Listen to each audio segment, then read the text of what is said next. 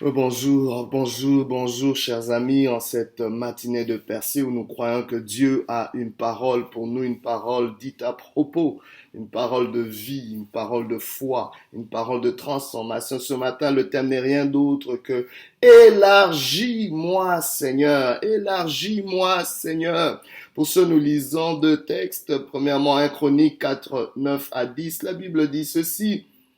Jaébé était plus considéré que ses frères. Sa mère lui donna le nom de Jaébet en disant, c'est parce que je l'ai enfanté avec douleur. Jaébé invoqua le Dieu d'Israël en disant, si tu me bénis et que tu étendes mes limites, si ta main est avec moi et si tu me préserves du malheur, en sorte que je ne sois pas dans la souffrance, et Dieu accorda ce qu'il avait demandé. La Bible déclare dans le psaume 119, 32, « Je cours dans la voie de tes commandements, car tu élargis mon cœur. » Élargis-moi, Seigneur. Ceci est une prière, ceci est une déclaration, ceci est le cri d'un cœur qui n'est pas rassasié. Ceci est le cœur de quelqu'un qui pense qu'il y a plus. Oh, ce qui nous limite aujourd'hui, c'est que nous sommes tellement satisfaits du statu quo. Nous sommes satisfaits des choses telles qu'elles sont, bien-aimés, et c'est ça qui nous tue à petit feu. Tu es dans la souffrance parce que tu as cessé d'avoir faim pour plus. Oh, tu es peut-être dans ce compromis parce que tu as cessé d'avoir soif de plus. Il y a quelqu'un en toi qui a soif de quelque chose d'autre. Si Dieu t'a donné une journée de plus, c'est pour avoir faim et soif de plus.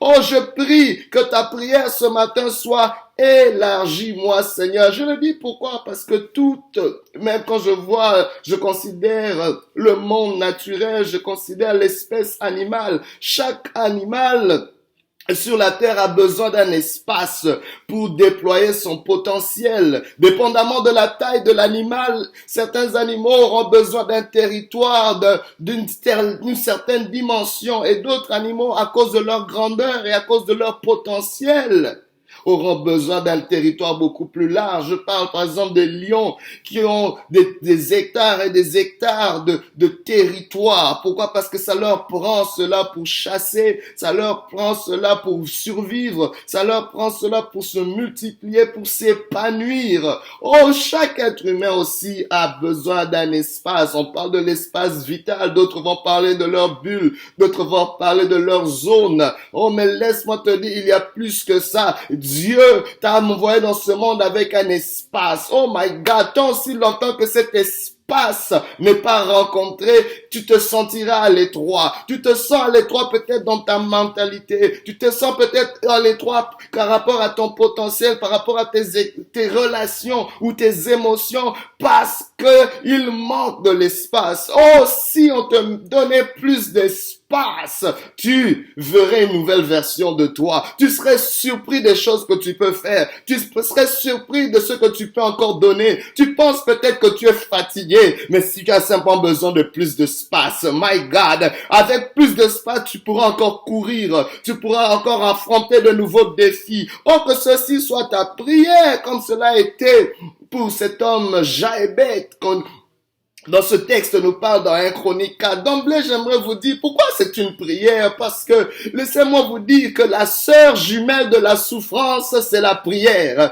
La sœur jumelle de la souffrance, c'est la prière. La souffrance te poussera à prier. Oh, malheur à toi si tu es dans la souffrance et que tu ne pries pas. Oh, malheur à toi si tu es dans la souffrance et que tu ne sais pas comment prier. My God, Dieu seul sait que la nature humaine, face à la souffrance, cherchera Dieu. Face à la souffrance, priera. Je ne sais pas si tu as peut-être arrêté de prier, mais laisse-moi te dire que tant si longtemps que tu es dans la souffrance, tu ne peux pas cesser de prier. Oh, la Bible pouvait dire, je ne me tairai point. Pour le salut de Jérusalem, je ne me tairai point. Le peuple d'Israël continue à prier jour et nuit pour le salut de leur nation. Aujourd'hui encore, au mur de lamentation, on voit ce peuple en train de prier pour rehausser la gloire du temple, pour rehausser la gloire de Jérusalem. Jérusalem. Mais on voit un individu assez particulier. Cet homme, Jaébé, caractérise peut-être la vie de plusieurs. Je ne sais pas ce qui te met dans les limites, parce que quand on dit élargis-moi, il s'agit généralement de limites,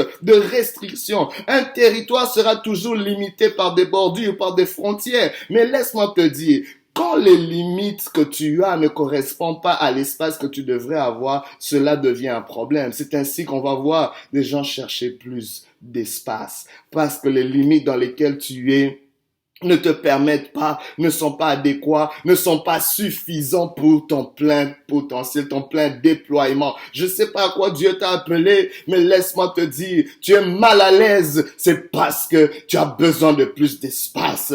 Oh my God, tu es peut-être mal à l'aise dans ce foyer parce que tu as besoin de plus d'espace. Tu es peut-être mal à l'aise dans cet emploi parce que tu as besoin de plus d'espace. Tu es peut-être même mal en point dans ton propre corps parce que tu as besoin de plus d'espace. Je ne sais pas comment tu te relèves ce matin, mais Dieu, que ceci soit ta prière. La Bible déclare que Jaébé était plus considéré que ses frères. Waouh, quelle bonne nouvelle. On voit déjà qu'il avait une prééminence. Et maintenant, quand on continue à lire ce texte, on a l'impression que cette prééminence était juste dans le potentiel et pas dans la réalité, parce que la suite nous dit que sa mère lui donna ce nom, cette identité, cette caractéristique, cette nature, parce qu'un nom véhicule une nature, un nom véhicule une caractéristique. Oh, en disant, c'est parce que je l'ai enfanté avec douleur. Gare à vous, gare à toi. Gare à nous quand nous identifions les choses, nous caractérisons les choses à travers nos circonstances. Une circonstance c'est peut-être quelque chose de ponctuel, mais on fait d'une circonstance une permanence quand on commence à la nommer. Je ne sais pas, tu as peut-être vécu quelque chose dans ton passé ou dans ton parcours, mais tu as nommé ta vie. Tu t'es identifié à cette douleur, pendant que cette douleur était juste pour un temps, juste pour une saison, juste passagère. Cette femme, cette mère avait connu la douleur le jour de la naissance de Jaébé. Elle a eu dans la souffrance, de la difficulté. Je ne sais pas, peut-être c'était une femme monoparentale, peut-être c'était une femme qui était, je sais pas, maltraitée, ou c'est peut-être les douleurs de l'enfantement étaient tellement atroces, ou c'est peut-être un enfant qui a été conçu avec des malformations. On ne sait pas. La Bible ne nous dit pas plus, mais elle a expérimenté une douleur. Mais ma question est de savoir, pendant la souffrance de cette mère, a-t-elle prié?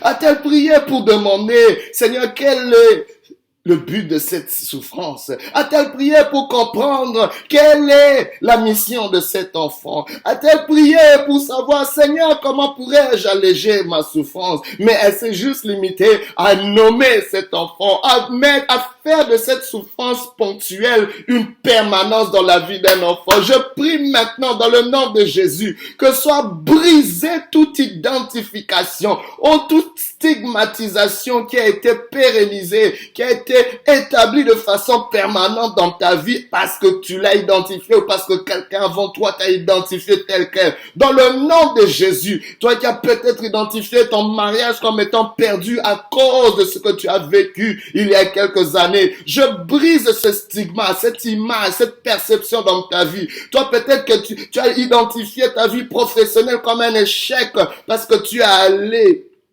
de revers en revers. Que cette caractérisation soit détruite dans le nom puissant de Jésus. Mais que ta prière ce matin soit élargis-moi, Seigneur. Oh, la souffrance n'est pas juste une mauvaise chose, c'est le meilleur pédagogue que Dieu choisit. Dieu dit, il y a certaines choses que je ne peux pas développer en toi si ce n'est que par te faire passer par la souffrance. Oui, Jaébé avait cette prééminence déjà dans son potentiel, mais Dieu a jugé, bon, je dis, Jaébé, je t'envoie dans ce monde, dans un contexte de souffrance. Tu n'as peut-être rien eu à voir à cette souffrance. Tu n'as pas demandé de naître. Tu n'as pas demandé de vivre dans ce contexte, dans cet environnement hostile. Mais il y a quelque chose en toi. Il y a une grandeur en toi. Il y a une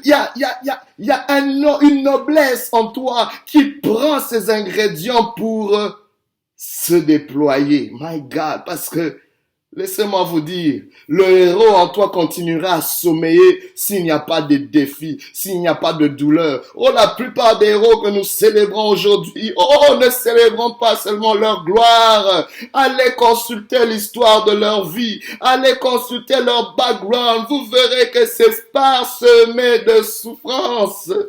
Oh my God, que penser de Nelson Mandela, 27 années en prison, mais c'était le moment de gestation d'une vision, d'une grandeur qui pouvait bénir toute une nation et que sais-je, toute une génération. My God, où sont ces hommes et ces femmes de douleur, de souffrance, mais qui s'arrêtent pas dans leur douleur, qui savent transcender leur douleur en priant, en demandant plus d'espace. Bien que Nelson Mandela était rétréci, restreint dans une petite cellule, mais sa vision ne pouvait pas être limitée. Oh, sa vision pouvait être élargie. Il voyait son peuple libre. Il voyait les nations, oh, collaborer au lieu de s'entre-déchirer. Jaébé, devenu grand, a fait cette prière. Il a invoqué Dieu, peu importe son background. La Bible déclare qu'il invoqua le Dieu d'Israël, c'est-à-dire le Dieu d'alliance, le Dieu de ses pères. Il dit, si tu me bénis, my God, il y avait une condition, il y avait comme un deal, il y avait comme une transaction qui se faisait avec Dieu. La prière est une transaction. La prière est la jumelle de la souffrance. Oh, pendant que tu vis une souffrance, ne t'arrête pas à cette souffrance. Fais une transaction en invoquant le Dieu d'Israël, en invoquant le Dieu de la Bible. La Bible déclare, c'est lui qui dit, invoque-moi, je te répondrai. Je t'annoncerai des grandes choses, des choses cachées que tu ne connais point. Il a dit, c'est lui quiconque m'invoquera sera sauvé. Oh, c'est le Dieu qui n'abandonnera pas ceux qui l'invoquent avec sincérité. Il les exaucera.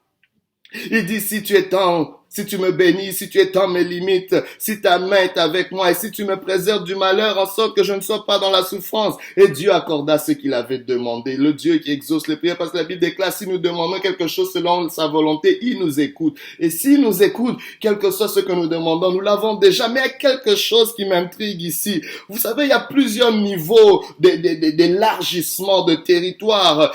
Premièrement, Dieu va élargir l'œuvre de nos mains, de nos mains, à travers nos connexions, à travers ce que nos mains touchent.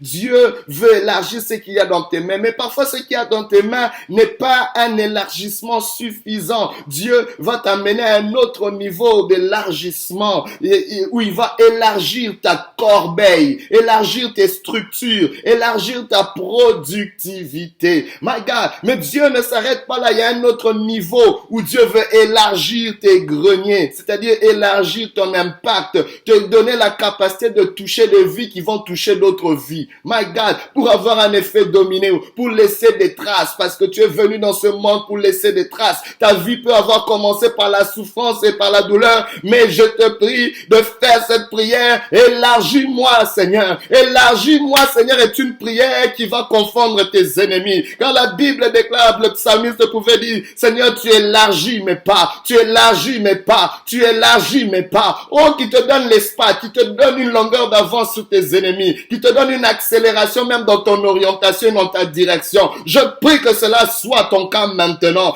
Élargis-moi, Seigneur. Oh, prie avec moi ce matin. Élargis-moi, Seigneur. Élargis-moi, Seigneur. Mais il y a quelque chose dans cet élargissement. Il y a peut-être d'autres qui vont voir juste l'aspect matériel de cet élargissement, mais cela va plus que cela.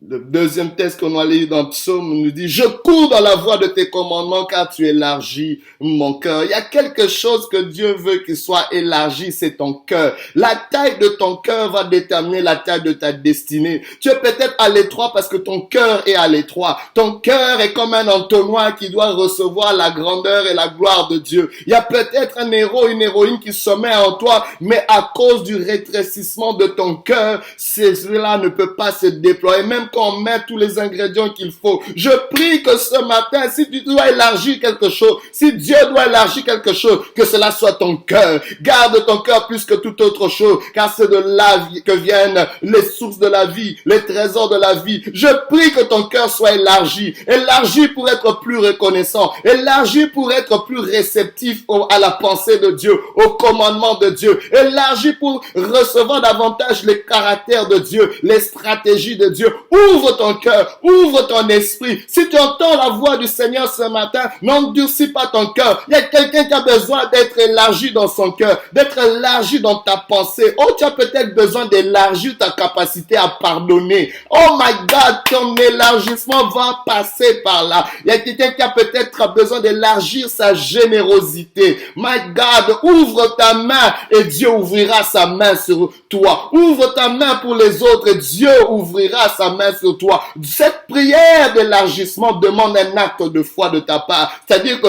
pendant que toi tu élargis quelque chose, c'est-à-dire ton cœur, le ciel élargit les écluses des cieux. Pendant que tu élargis ta main, oh, l'Éternel élargit sa main qui n'est pas trop courte pour agir. Oh, pendant que tu élargis ton service, ton sacrifice, Dieu élargit quelque chose sur ta vie. Oh, je prie que celle-ci soit ta prière au milieu de ta souffrance. S'il te plaît, je prie que, oh my God, je vois quelqu'un pleurer. Tu l'entends pleurer, mais ce message est une solution pour toi parce que tu vas élargir tes cordes. La Bible déclare, les enfants de la stérile seront plus nombreux que celles qui enfantent. Toi qui n'as pas eu des résultats, attends-toi à avoir des résultats exponentiels. Élargis ton cœur, élargis ton être intérieur, élargis ta vie spirituelle, élargis ton temps de prière, élargis ton temps de sacrifice, élargis.